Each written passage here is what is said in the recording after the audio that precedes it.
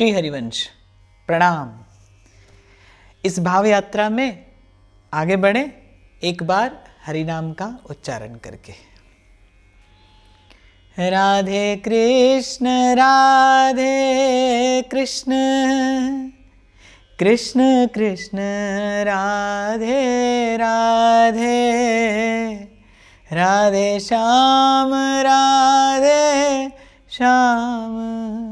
श्याम श्याम राधे राधे, राधे कृष्ण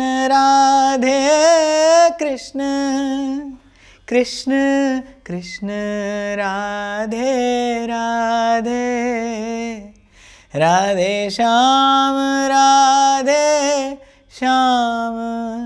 श्याम श्याम राधे राधे, कृष्ण कृष्ण राधे राधे, श्याम श्याम राधे राधे, कृष्ण कृष्ण राधे राधे, श्याम श्याम राधे राधे, कृष्ण कृष्ण राधे राधे, श्याम श्याम राधे राधे, राधे कृष्ण कृष्ण कृष्ण राधे राधे, राधे श्याम श्याम श्याम राधे राधे, कृष्ण कृष्ण राधे राधे, श्याम श्याम राधे राधे। सद्गुरु चरणारविंदो जयति, शांति रूपत्वात् परमानंद रूपत्वाच्च। 60वें सूत्र में श्री नारद जी कह रहे हैं कि भक्ति शांति स्वरूपा है, परमानंद स्वरूपा है, और उसका कारण है, जैसा कल बड़े विस्तार से चर्चा हुई, कि भक्ति सुलभ भी है, भक्ति सरल भी है और भक्ति सरस भी है, साधन काल में भी सुख रूपा है। क्यों? क्योंकि भक्ति भगवान की कृपा से की जाती है, भक्ति का अनुष्ठान भगवत कृपा से होता है। इस मार्ग पर जब साधक चलता है तो उसे अपने बल की आवश्यकता नहीं होती, अपने संकल्प बल से नहीं, भक्त भगवान के कृपा बल से इस मार्ग पर आगे बढ़ता है। और त्रिकाल सत्य है, इसमें किसी को कोई संशय नहीं होना चाहिए कि आपका मेरा संकल्प फलीभूत हो न हो, आपका मेरा बल आज है कल रहे न रहे, आपकी मेरी शक्ति आज है कल तक क्षीण हो जाए, कौन कहेगा? ये क्षण भंगुर संसार है, क्षण भंगुर देह है, लेकिन भगवत कृपा शाश्वत है, सनातन है। और जब जीव भगवत कृपा का आश्रय लेकर, भगवत कृपा का बल लेकर, जब भगवान के बल से कोई इस मार्ग पर आगे बढ़ता है तो उसकी सफलता में कोई संदेह नहीं है। आज नहीं तो कल कल्याण निश्चित है, होता ही है। और कल्याण क्या है? मैं कई बार विचार किया करता हूं, आपसे भी कई बार चर्चा हुई, मोक्ष है क्या, मुक्ति है क्या? इस संसार के इस द्वंद्व से मुक्ति ही तो मुक्ति है ना, यही तो मुक्ति का वास्तविक अर्थ है। मैं तो कई बार कहता हूं कि इच्छा हो और जीवन समाप्त हो जाए, प्राण चले जाए तो मृत्यु है, लेकिन जीवन हो और इच्छा समाप्त हो जाए, बस यही मोक्ष है, यही मुक्ति है।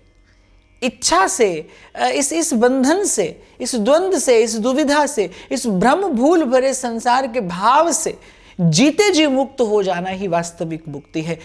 मुक्ति वही जिसका अनुभव आप कर लें, जिसका आस्वादन आप कर लें, मुक्ति वही जिसका सुख आप पालें।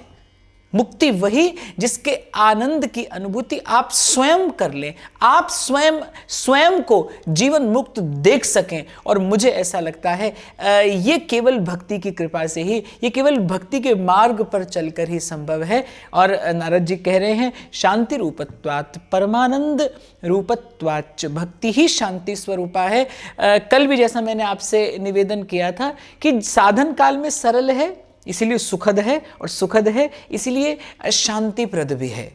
अगर बहुत कठिन क्लिष्ट साधन तन मन करने लगे तो न तो तन में प्रसन्नता रहेगी, न मन में स्थिरता रहेगी। अगर साधन बहुत कठिन हो, बहुत क्लिष्ट हो, तो वो सुख शांति नहीं रहने देता, भक्ति घुल मिल जाती है।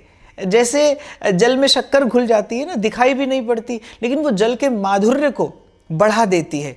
जल मीठा हो जाता है, मधुर हो जाता है, पेय हो जाता है। उसी प्रकार भक्ति जब जीवन में आती है और इस प्रकार घुलती मिलती है, दिखाई तो नहीं पड़ती, लेकिन वो जीवन को मधुर बना देती है, वो जीवन को मीठा कर देती है। ये जो जीवन कभी कभी बोझ लगने लगता है, ये जो जीवन कभी कभी पीड़ा लगने लगता है, वही जीवन भक्ति की कृपा से उत्सव बन जाता है। ये जो सांसों का आना जाना है, ये सुमिरन बन जाता है। ये जो समय है, ये प्रभु की प्रतीक्षा का, ये अपने प्राण प्रियतम की प्रतीक्षा का सुंदर काल बन जाता है। और जीवन में प्रसन्नता का, मधुरता का, सहजता का, सरलता का, पवित्रता का, सुख का, शांति का, और फिर अंत में परमानंद का संचार हो जाता है। मैं फिर आपसे कह रहा हूं, भक्ति ही है जो आपको जीते जी मुक्त करा सकती है। और मेरे कबीर साहब तो कहते ही हैं, कबीरा जीते भेटिए। बड़ी प्यारी लगती है मुझे संतों की बातें, कैसे बड़े सरल से, बड़े सहज से, बड़े थोड़े से शब्दों में वेद शास्त्र का सारा सार समझा देते हैं। कबीर साहब कहते, कबीरा जीते भेंटिए, भगवान से मिलना है तो फिर जीते जी मिलिए, जीते जी। उस झांसे में ना जाइएगा कि जीवन के बाद कहीं ऊपर स्वर्ग मिलेगा, वैकुंठ मिलेगा और फिर वहां भगवान का दर्शन होगा। अरे ये जीवन ही तो भगवान के दर्शन के लिए मिला है। ये जो मनुष्य का देह मिला है, ये भगवत दर्शन के लिए ही तो मिला है। ये आंख प्रभु के स्वरूप का रस पान करने के लिए ही तो मिली है। ये कान भगवत गुणानुवाद श्रवण करने के लिए ही तो मिले हैं। ये मुख भगवान का गुण गाने के लिए ही तो मिला है। ये हाथ संत की सेवा करने के लिए ही तो मिले हैं। ये जीवन मिला किस लिए है? भगवत अनुभूति के लिए मिला है, भगवत प्राप्ति के लिए मिला है, भगवान के स्वरूप का साक्षात्कार करने के लिए मिला है। ये नेत्र मिले ही हैं कि प्रभु के स्वरूप का दर्शन करके इन्हें सफल कर लिया जाए। बड़ा सुंदर प्रसंग है मानस में, जब अहिल्या के आश्रम में महर्षि विश्वामित्र लेकर गए श्री रघुनाथ जी को, बड़ा आग्रह करके प्रभु का चरण संस्पर्श प्राप्त कराया अहिल्या को। अहिल्या का उद्धार हुआ और अहिल्या ने जब स्तुति की भगवान की, तो बड़ी सुंदर एक पंक्ति अहिल्या कहती हैं, मुनि श्राप जो दीन्हा अति भल कीन्हा, परम अनुग्रह मैं माना।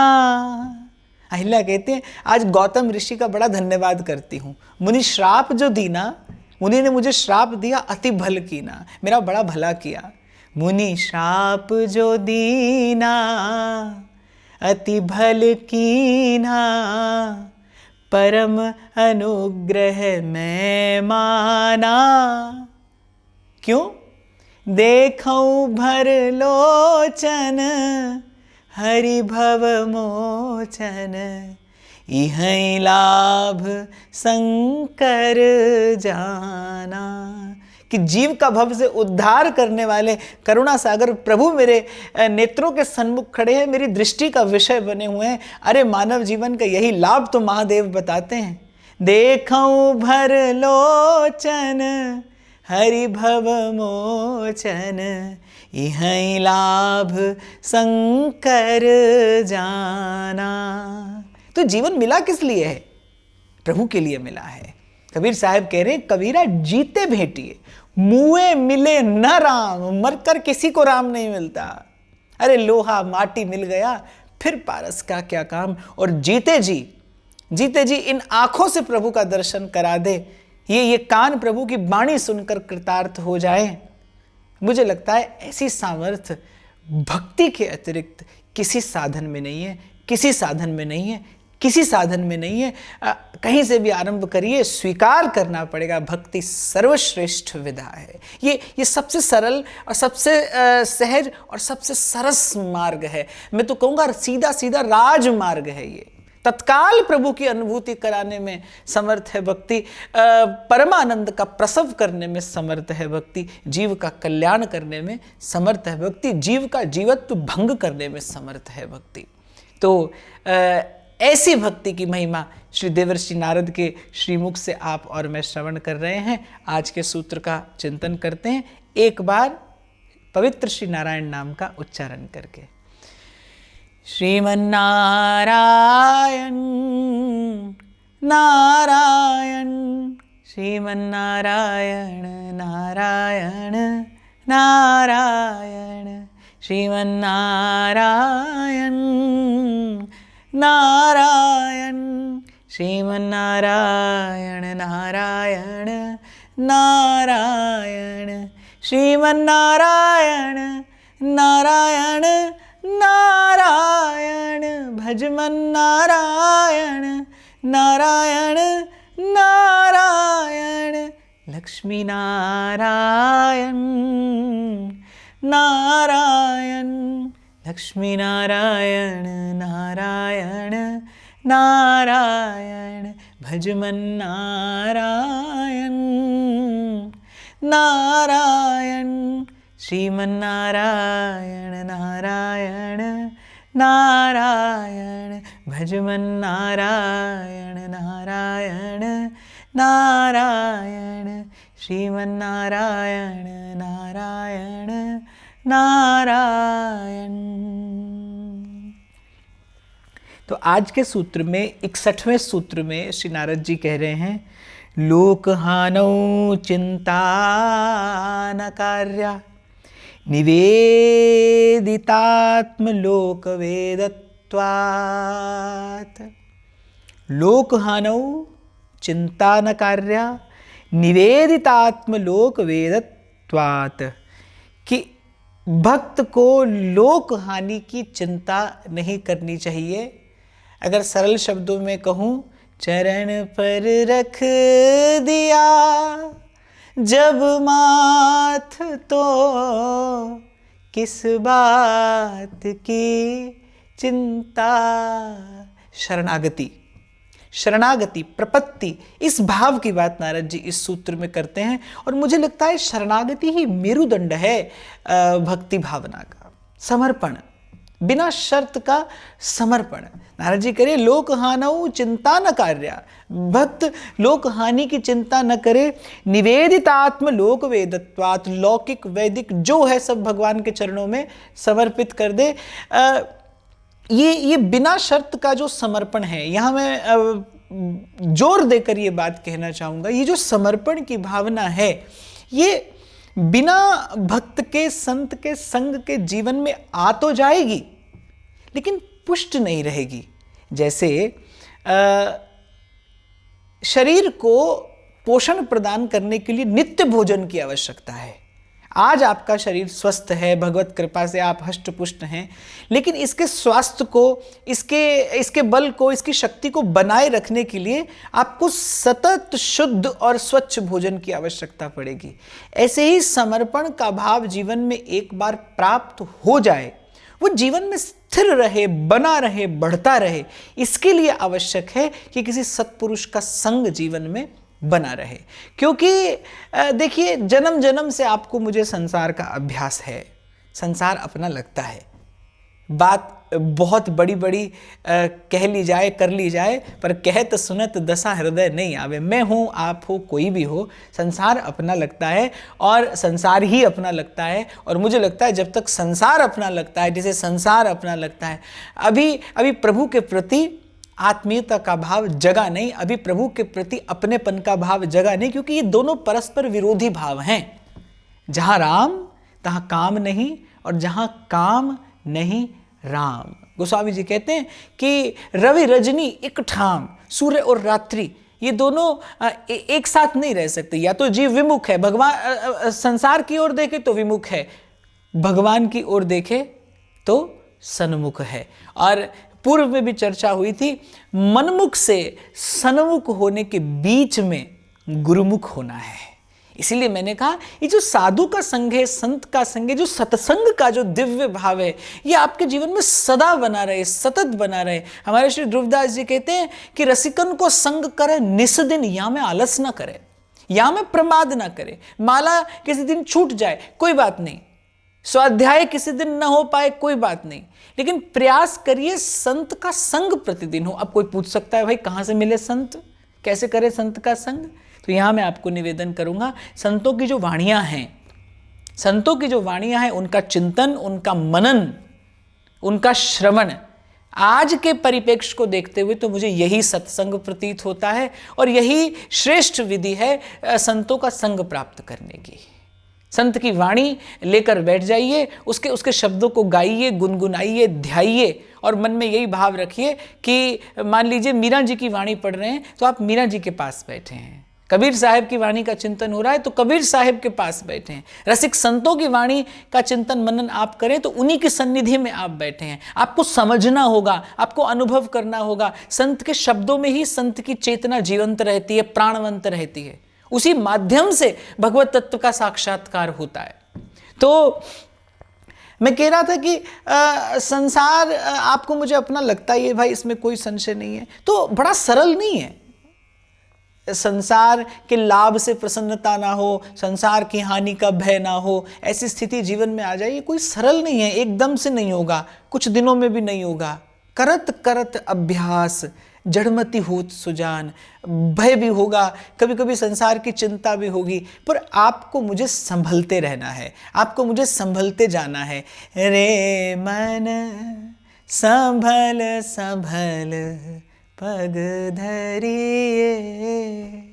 पर नारद जी यहाँ पर प्रवृत्ति की बात करते हैं, लोक हानौ चिंता न कार्या निवेदितात्म लोक वेदत्वात्, अर्थात लौकिक वैदिक सब ये जीवन समर्पित चरण में तुम्हारे। और बड़ा आश्चर्य होता है, भक्ति की महिमा देखकर बड़ा आश्चर्य होता है कि जैसा कल भी मैंने निवेदन किया था कि भक्ति तत्काल अनुभूति कराती है। मैं कहता हूं जूठे से गा लीजिए, ये जो पंक्तियां हैं आप जूठे से गाइए, अर्थात मन ना मानता हो, केवल वाणी से गा लिए। आप मान लीजिए, अनुभव करके देखिएगा इसे, मेरी बात सुनकर छोड़ मत दीजिएगा, ऐसे ही गाइए बस। ये जीवन समर्पित चरण में तुम्हारे, तुम ही मेरे सर्वस्व, तुम ही प्राण प्यारे। ऐसे ही गाइए तो भी मन को सुख मिलता है। क्यों? क्योंकि इन्हीं पंक्तियों में, इन्हीं शब्दों में निहित जो भाव है, वहीं कहीं आपके मेरे जीवन का वो सुख छिपा है, वहीं कहीं सुख का मूल छिपा है। उसी को आपको मुझे प्राप्त करना है, वहीं तक आपको मुझे पहुंचना है। यही कुंजी है बस भाई संसार में सुख की। तेरे भरोसे मेरी गाड़ी, तू जाने तेरो काम जाने। मुझे नहीं लगता निर्भर होने की, निश्चिंत होने की, संसार के द्वंद्व से मुक्त होने की कोई और विधि हो सकती है। तो नारद जी करें लोक हानौ चिंता न करा, चिंता न करिए।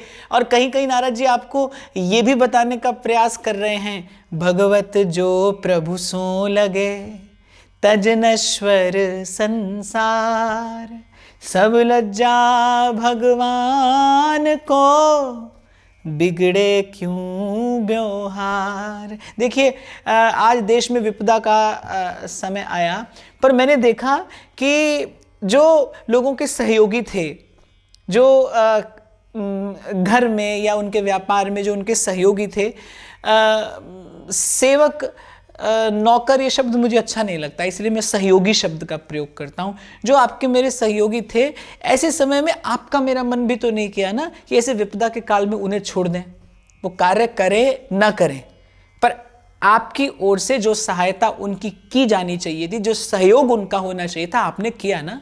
अरे आपके मेरे जैसा एक साधारण व्यक्ति भी इतनी उदारता तो अपने हृदय में रखता है, इतनी भावना तो अपने हृदय में रखता है कि अमुक व्यक्ति ने हमारा सदा सहयोग किया है, आज यदि विपदा का समय आया है तो उसे छोड़ नहीं देना चाहिए। अरे जगत मजूरी देत है, क्यों राखे मेरे राम। आपके मेरे मन में इतनी उदारता और इतनी दया की भावना है, फिर वो तो दया सागर हैं, वो तो करुणा सिंधु हैं। इसीलिए भगवत मुदित जी कहते हैं, भगवत जो प्रभु सो लगे तज नश्वर संसार। तो संसार की चिंता छोड़कर आज चल दिए इस मार्ग पर। अरे सब लज्जा भगवान को, क्यों बिगड़े व्यवहार। परमार्थी नहीं, भक्त का संसार भी भगवान बिगड़ने नहीं देते। श्रीमद् भक्तमाल में एक नहीं अनेकों प्रमाण हैं, अनेकों प्रमाण हैं। नामदेव की कुटिया जलती है तो द्वारिकाधीश स्वयं रुक्मिणी जी के संग आते हैं और छप्पर छाते हैं नामदेव जी का। और ऐसे ऐसे जाने कितने उदाहरण आपको मुझे देखने को, सुनने को, जानने को, पढ़ने को। और प्रभु की कृपा हो जाए तो कभी आप और मैं भी जीवन में इस सुख का अनुभव करें, पर करने को मिल जाएंगे। एक नहीं अनेकों प्रमाण, युग युग में, समय समय पर, हर काल में। जिमि बालक राखे महतारी, करऊं सदा तिनकी रखवारी। जब महाभारत के युद्ध में भीष्म पितामह ने ले ली प्रतिज्ञा, प्रण कर लिया उन्होंने कि कल सूर्यास्त होने से पहले मैं एक पांडव का अंत तो निश्चित रूप से कर दूंगा। अब भगवान जानते थे कि भीष्म पितामह से किसी और का युद्ध तो हो नहीं सकता, गांडीवधारी कुंती पुत्र अर्जुन ही सन्मुख होंगे, वही सामना कर सकते हैं भीष्म पितामह का। अब आमना सामना अगर अर्जुन और पितामह भीष्म का होगा तो फिर वो पांडव जिसका अंत करने की, जिसका वध करने की प्रतिज्ञा भीष्म पितामह ने ली है, वो अर्जुन के अतिरिक्त कोई और नहीं हो सकता। तो आधी रात का समय था, द्वारिकाधीश चिंतित थे और जब अर्जुन के शिविर में गए तो अर्जुन बड़े चैन से, बड़ी शांति से, बड़े सुख से सो रहे थे। प्रभु ने जगाया, कहा पार्थ तुम्हें तनिक भी चिंता नहीं, पितामह ने प्रतिज्ञा ली है और तुम जानते हो भीष्म प्रतिज्ञा अर्थात विधाता भी उन्हें चुनौती नहीं दे सकता, वो भी उनके शब्द लौटा नहीं सकता। पितामह भीष्म ने प्रण लिया है कि वो कल सूर्यास्त से पहले एक पांडव का वध कर देंगे। क्या तुम जानते नहीं कि तुम्हारे अतिरिक्त वो और कोई नहीं होगा? अर्जुन जमाई लेते हुए भगवान से कहने लगे, जिसकी चिंता में द्वारिकाधीश जगते हो उसे अपनी चिंता करने की आवश्यकता क्या है? और प्रभु मेरे चिंता करने से क्या मैं विधि के विधान को पलट दूंगा? अगर ये सामर्थ्य कहीं किसी के पास है तो भी आप ही के पास तो है ना प्रभु।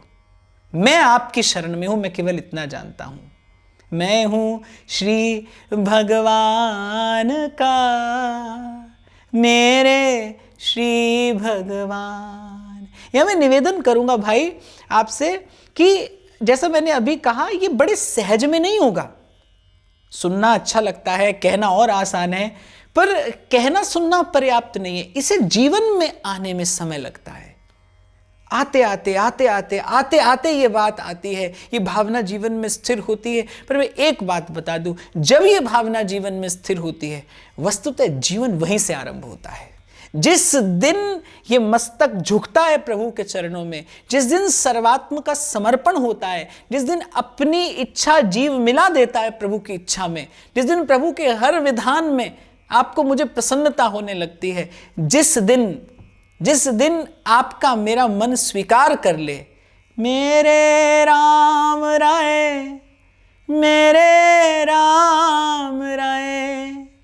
जू राखे त्यों रहिए। मान लीजिए जीवन वहीं से आरंभ हुआ है, उससे पहले जीवन नहीं, उससे पहले तो बोझ है, उससे पहले तो कर्मों की बेगार हो रहे हैं आप और मैं, विवशता है जीवन। उससे पहले जीवन प्रसन्नता नहीं है, उससे पहले तो जीवन विवशता है। जीवन ही बनता है जो प्रभु के चरणों में समर्पित होता है।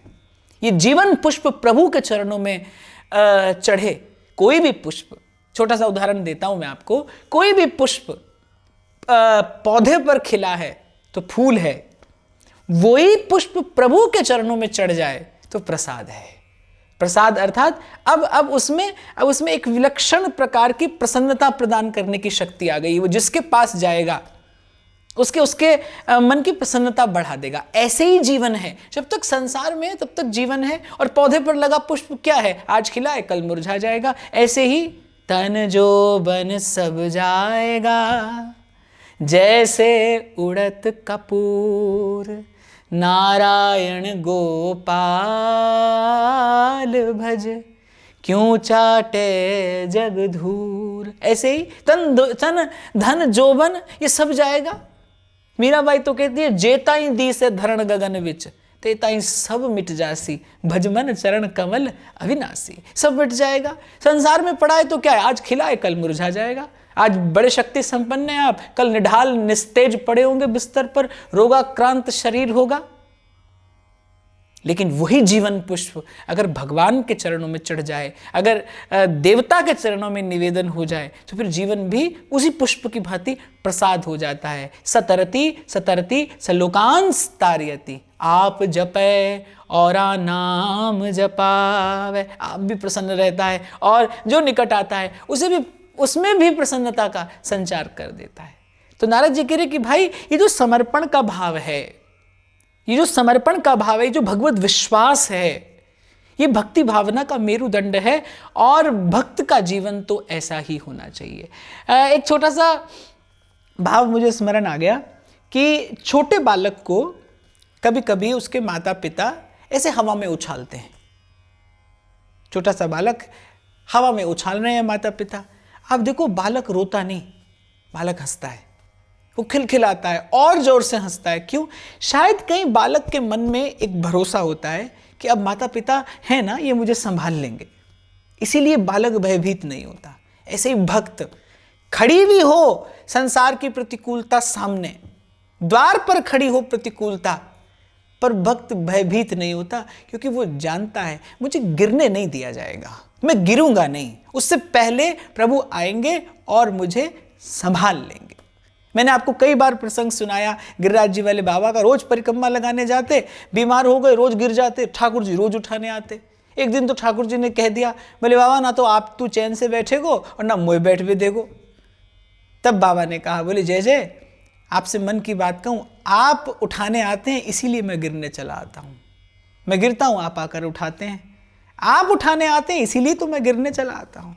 तो भक्त का दृष्टिकोण अलग है। मैं कई बार कहता हूँ, भक्ति दृश्य नहीं बदलती, भक्ति दृष्टि बदल देती है, और जैसी दृष्टि होती है वैसी सृष्टि होती है। तो नारद जी कह रहे हैं, और मुझे लगता है जब आचार्य कहते हैं तो उनकी बात को जानने से पहले मान लेना चाहिए, क्योंकि वो आपके मेरे हित के लिए कहते हैं, वो आपके मेरे कल्याण के लिए कहते हैं। और श्री नारद जी जैसा परम वैष्णवाचार्य, जिसका संकल्प ही है जीव मात्र से भक्ति कराना, जीव मात्र से भजन कराना, जब श्री नारद जी कहते हैं तो वो आपके मेरे हित के लिए, कल्याण के लिए कहते हैं। मान लेना चाहिए, आपको मुझे मान लेना चाहिए, बिना न नुकर के मान लीजिए कि बस जचे जिस तरह नाच नचावो, थे मन भायो जी, नाथ थरी सरणी आयो जी। लोक हानौ चिंता न कार्या, कोई चिंता नहीं, सतत प्रभु का चिंतन। देखिए, मन जीवनी शक्ति या तो चिंता में नष्ट होगी या चिंतन से पुष्ट होगी, आपके हाथ में है, आप निर्णय करेंगे। इसलिए जगाए रखिए सत्संग से अपने विवेक को, और इस समय की क्षति ना हो।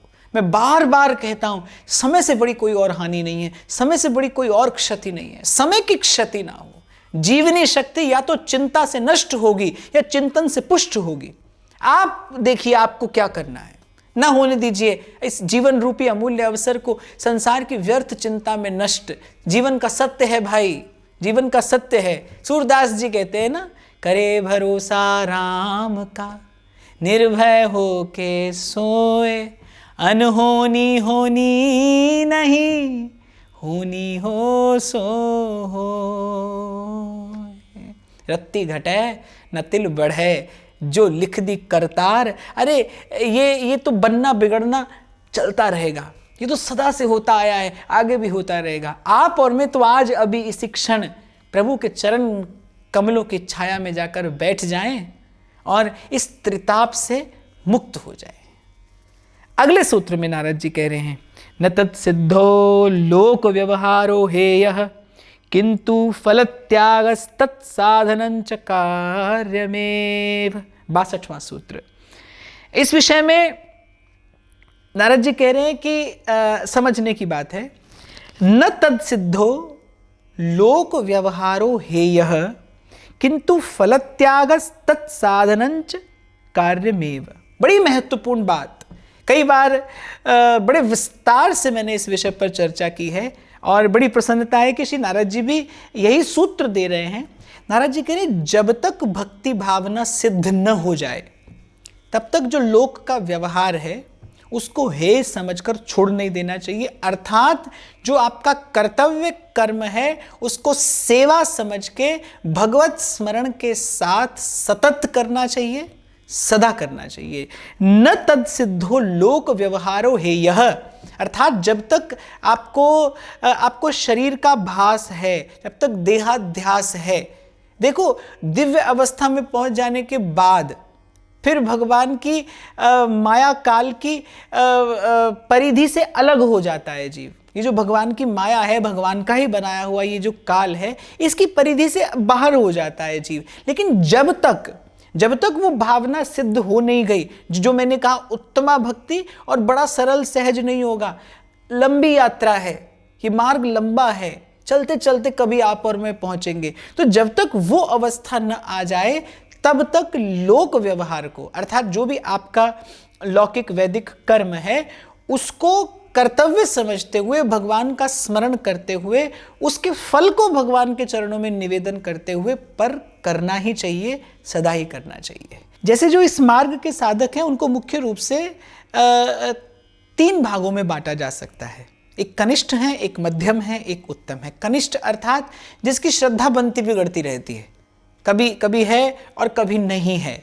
फिर जो मध्यम है, जिसकी अब चित्त शुद्धि होनी आरंभ हो गई है, जिसकी बुद्धि अनुकूल चिंतन करने लगी है। जब मन और बुद्धि एक दिशा में आगे बढ़ें, श्रद्धा क्या है? जब मन और बुद्धि एक दिशा में आगे बढ़ें। श्रद्धा कभी ना कभी, कहीं ना कहीं आपकी मेरी सदा रहती है। भगवान में श्रद्धा नहीं होगी तो संसार में होगी। अगर आपको लगता है कि धन से काम बनेगा तो अर्थात आपकी श्रद्धा धन में है।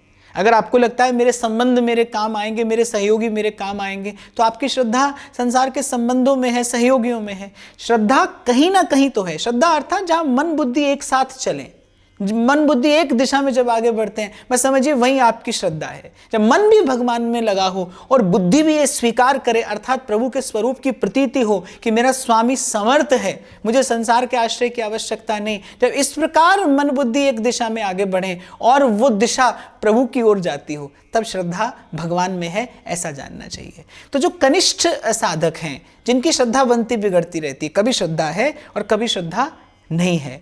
दूसरे हैं मध्यम, जिनकी बुद्धि अनुकूल चिंतन करना आरंभ कर चुकी है। जो या ऐसा समझ लीजिए, उनका मन यदि कभी किसी अनुचित मार्ग पर जाता भी है तो वो समझ जाते हैं और फिर वो संभल भी जाते हैं। जिन्हें अपने मन को संभालना आ गया है, जिन्हें अपने मन को उद्बोधन देना आ गया है, जो अपने मन को अनुचित मार्ग पर जाने से रोक सकते हैं। मन जाता है पर वो खींचकर फिर सन्मार्ग पर ले आते हैं। और उत्तम वो हैं जिनकी श्रद्धा पूर्ण परिपक्व हो चुकी है, पूर्ण रूपेण भगवान के चरणों में निवेदित हो चुकी है। तो नारद जी इस सूत्र में एक बड़ी महत्वपूर्ण बात बता रहे हैं। देखिए, ज्ञान का जो मार्ग है ना, वो कहता है कि ये भी छोड़ दीजिए, वो भी छोड़ दीजिए, इसे भी छोड़िए, उसे भी छोड़िए। पर भक्ति छुड़ाती नहीं, भक्ति संसार नहीं छुड़ाती, भक्ति भगवान का हाथ पकड़वाती है। बस इतना ही भेद है ज्ञान और भक्ति में। और इस सूत्र में श्री नारद जी यही कहने का प्रयास कर रहे हैं कि आपको मुझे छोड़ना नहीं है, आपको मुझे यहां से वहां ये दौड़ भाग जीवन में नहीं करनी है। जहां है, जिस रंग में, जिस ढंग में, जिस संग में रहो, राधा रमण राधा रमण राधा रमण कहो। ज्ञान आपसे कहेगा ये भी व्यर्थ है, इसे भी छोड़ो, ये भी व्यर्थ है, इसे भी छोड़ो। पर भक्ति कहेगी, मैं सेवक सचराचर रूप राशि भगवंत। जब लाली मेरे लाल की जित देखूं तित लाल, फिर क्या व्यर्थ और क्या सार्थक। कबीर कहते हैं निर्गुण है सो पिता हमारो, सरगुण हम महतारी, काकू निंदु काकू बंधु दो पल्ले भारी। और कहते हैं अरे साईं के सब जीव हैं, कीड़ी कुंजर दोए, छोटा भी प्रभु का है, बड़ा भी प्रभु का है, फिर कौन व्यर्थ और कौन सार्थक, क्या सत्य क्या असत्य। भक्त इस प्रपंच में नहीं पड़ता, भक्ति इस झगड़े में नहीं पड़ती, भक्ति कहती है सब भगवान का है, मैं भी भगवान का हूं। और ये जो सचराचर है, ये जो सकल पसारा है, सकल पसारा राम का, ये सकल पसारा भी राम का है। कबीर साहब कह रहे हैं एक राम दशरथ का बेटा, एक राम घट घट में लेटा, एक राम का सकल पसारा, एक राम सब जग से न्यारा। ये सकल पसारा उस राम का है, फिर क्या व्यर्थ और क्या सार्थक। इसलिए ज्ञान कहता है ये छोड़ो वो छोड़ो, भक्ति कहती कुछ मत छोड़ो, प्रभु को पकड़ो। और मैं तो भाई अपने अल्प से अनुभव से, छोटे से अनुभव से आपसे कहूं, संसार नहीं छूटता, छोड़कर भी नहीं छूटता। कहीं ना कहीं से संसार से एक तंतु बंधा रहता है, द्वंद्व रहता है। संसार लाख प्रयास करने पर भी नहीं छूटता, और भगवान थोड़ा सा प्रयास करने पर भी पकड़ में आ जाते हैं। भगवान थोड़ा सा प्रयास करने पर भी पकड़ में आ जाते हैं। इस सूत्र में, इस अत्यंत महत्वपूर्ण और मूल्यवान सूत्र में नारद जी कह रहे हैं कि न तत्सिद्धो लोक व्यवहारो है, अर्थात संसार को हीन ना समझिए, संसार को हे ना समझिए, प्रभु का है, ये प्रभु की बनाई हुई व्यवस्था है, ये प्रभु का बनाया हुआ विधान है आपके मेरे कल्याण के लिए, इसे स्वीकार कर लीजिए। मैं तो बार बार आपसे कहता हूं, जीवन को पूर्ण रूपेण स्वीकार करिए, सब कुछ स्वीकार कर लीजिए, जीवन में पूर्ण स्वीकृति हो जीवन की, भय ना हो। भक्ति भयभीत नहीं होती, भक्ति भयभीत नहीं होती, भक्ति सर्व समर्थ है। अरे वो भगवान को बांध लाने में समर्थ है, इससे बड़ी सामर्थ्य और किसी की क्या होगी। भक्ति भयभीत नहीं होती। कल भी मैंने आपसे शायद कहा था ना, क्या द्विजाति क्या शूद्र, क्या द्विजाति क्या शूद्र प्रभु को वेश्या भी भज सकती है। अपवित्र से अपवित्र जीव का कल्याण करने में भी भक्ति समर्थ है। और भक्ति इसे व्यर्थ और इसे सार्थक समझकर छोड़ने या पकड़ने की बात नहीं करती। भक्ति कह रही है कि श्री कृष्ण चरणाम्भोज सत्यमेव विजानताम, जगत सत्यम सत्यम वा नेतरेतिर्मतिर्मम। अरे ये सत्य है, ये असत्य है, ये व्यर्थ है, ये सार्थक है, इस प्रपंच में कौन पड़े, इस प्रपंच में कौन पड़े। श्री कृष्ण के चरणाम्भोज सत्य हैं, मेरे श्री कृष्ण सत्य हैं, एकमात्र सत्य हैं, अखंड सत्य हैं, अनंत सत्य हैं। श्री कृष्ण सत्यम परम धीमहि, सत्यम परम धीमहि। और जीवन मिला है भाई सत्य की अनुभूति के लिए, सत्य के दर्शन के लिए। क्यों इस प्रपंच में पड़ा जाए कि क्या ठीक है और क्या गलत। प्रभु के चरण कमल सत्य हैं, सीधे सीधे सीधे सीधे सीधे सीधे हरि भजिए। यही कहने का प्रयास, यही आपको मुझे समझाने का प्रयास श्री नारद जी ने इस सूत्र में किया है कि भाई छोड़ने के झंझट में ना पड़िएगा। संसार के व्यवहार को सेवा समझ के, अपने प्रत्येक कर्म को कर्तव्य समझ के भगवत स्मरण करते हुए करते रहिए। फल की इच्छा भी ना हो, फल की चिंता भी ना हो। और मुझे लगता है उसी को ना फल की इच्छा होगी ना चिंता, जिसका अपने इष्ट के, अपने आराध्य के चरणों में पूर्ण विश्वास होगा, विश्वास युक्त समर्पण होगा। आज जैसा मैंने एक छोटा सा उदाहरण आपको दिया ना, कि एक आपके मेरे जैसा साधारण सा व्यक्ति भी ध्यान रखता है अपने सहयोगी का, अपने सेवक का, फिर वो तो करुणा सागर हैं, वो तो दया सिंधु हैं। अरे छल कपट से भी कोई उन्हें भजे, गई मारन पूतना कुछ काल कूट लगाए, मातु की गति दई ताहि कृपाल जादव राय। ऐसे प्रभु पर, ऐसे प्रभु की कृपा पर संशय हो, इससे बड़ा जीवन का दुख और पीड़ा, इससे बड़ा दोष, इससे बड़ा क्लेश और क्या हो सकता है। मानिए, गुरुजनों की बात मानिए, आचार्यों की बात मानिए। और वैसे भी प्रभु का बनाया संसार है, प्रभु से बना ये संसार है। संसार के व्यवहार में हे बुद्धि लाने से मुझे तो ऐसे लगता है कहीं ना कहीं प्रभु के विधान पर ही संशय कर बैठता है जीव। न मन में लाइए ये बात, ये किसका और वो किसका, सब प्रभु का है। आप भी प्रभु के, मैं भी प्रभु का, ये सारा पसारा प्रभु का है। इसे यूं का यूं स्वीकार करके, इसको प्रणाम करते हुए, मैं सेवक सचराचर रूप राशि भगवंत, इसको नमन करते हुए, इसको वंदन करते हुए, अपने प्रत्येक कर्म को कर्तव्य समझकर, प्रभु स्मरण के साथ करते हुए, फल की इच्छा न करते हुए, प्रभु जी